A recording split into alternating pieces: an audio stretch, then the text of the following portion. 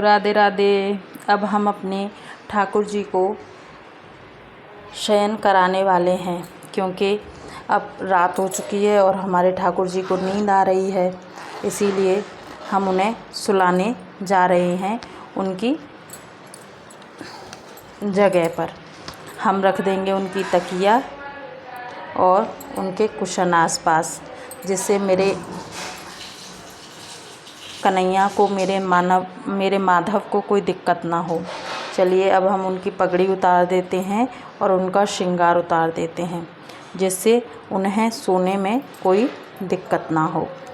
देखिए, हमने उनका श्रृंगार उतार दिया और उनके कपड़े भी निकाल दिए, क्योंकि गर्मी बहुत हो रही है इसीलिए।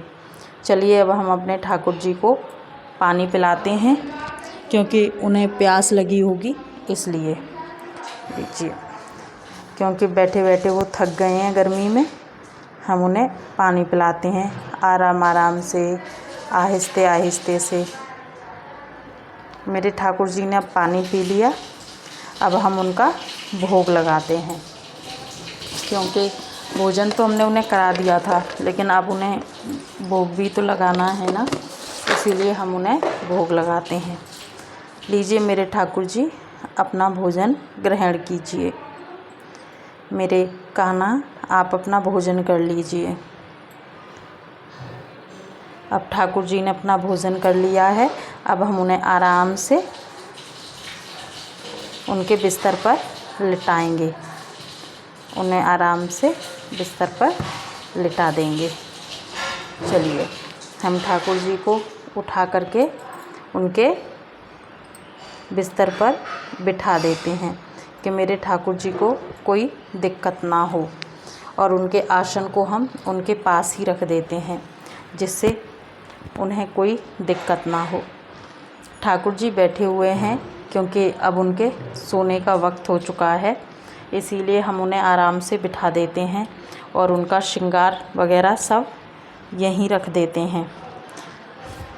लेकिन ठाकुर जी को अपनी बांसुरी अति प्रिय है, इसीलिए हम ठाकुर जी की बांसुरी उनके पास ही रख देते हैं, जिससे उन्हें कोई दिक्कत ना हो और उनकी बांसुरी उनके पास ही रहे।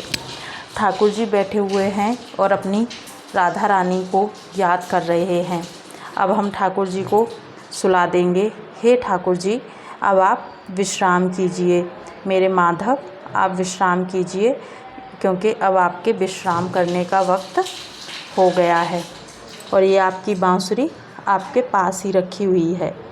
अब आप विश्राम कीजिए, क्योंकि रात हो चुकी है और आपको विश्राम करना चाहिए। गर्मी अत्यधिक पड़ रही है, इसीलिए हम पंखा ऑन कर देते हैं और ठाकुर जी की मच्छरदानी को बंद कर देते हैं।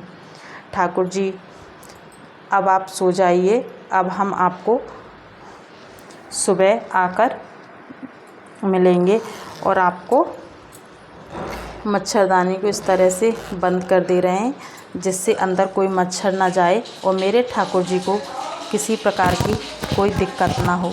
देखिए ठाकुर जी कितने प्रेम से सो रहे हैं और ये उनका भोग और जल उनके पास ही रखा है।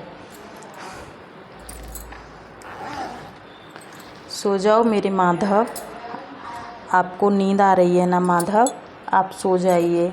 लाइए, मैं आपके हाथ पैर दबा दे रही हूँ, जिससे आपके हाथ पैरों में दर्द ना हुए।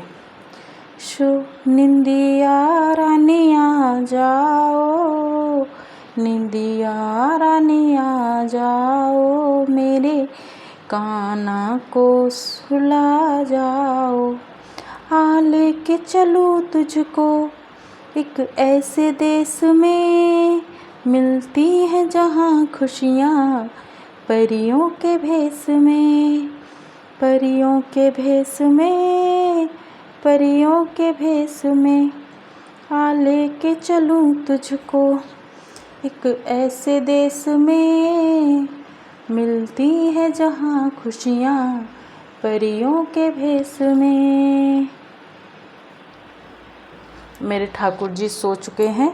अब मैं अपने ठाकुर जी की मच्छरदानी बंद कर देती हूँ और उन्हें थोड़ी देर में देखती रहती हूँ क्योंकि कहीं मेरे ठाकुर जी की नींद खुल गई तो उन्हें पानी वगैरह पिलाना होगा, इसीलिए मैं अभी उन्हीं के पास यहीं बैठकर उनके उठने का इंतज़ार करती हूँ और थोड़ी देर उनके साथ वक्त व्यतीत करती हूँ, जिससे मेरे ठाकुर जी को अकेलापन महसूस ना हो। ठाकुर जी और राधा रानी का प्रेम अटल है। वो दोनों ही एक दूसरे के पूरक हैं।